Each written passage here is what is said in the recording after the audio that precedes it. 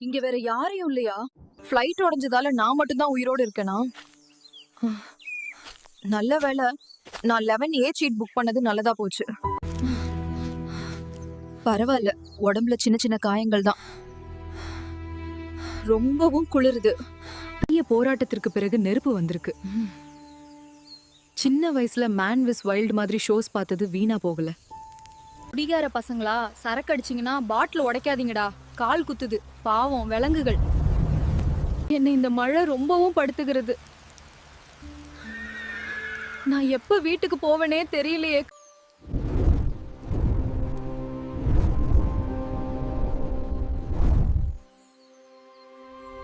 நான் எங்க இருக்கேன்? வீட்லயா? அட, எல்லாருமே என்ன சுத்தி இருக்கிறாங்களே. குதிரைனா ரொம்ப நன்றி. அகல்யா, நீ இப்ப வீட்ல இல்ல, இன்னும் காட்டுல தான் இருக்க. வீட்ல இருப்பது போல் கனவு காண்கிறாய். நான் ஒரு கற்பனை குதிரை.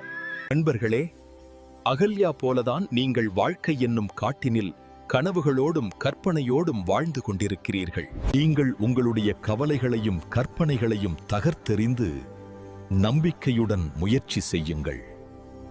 இறுதியில் அகல்யா முயற்சித்து இந்த காட்டை விட்டு எப்படி வெளியே சென்றாளோ அதைப்போல் நீங்களும் வாழ்க்கை என்னும் காட்டுக்குள் நம்பிக்கையை கவசமாக கொண்டு போராடுங்கள். முயற்சியே திருவினையாக்கும். வெற்றி உங்களுடையது.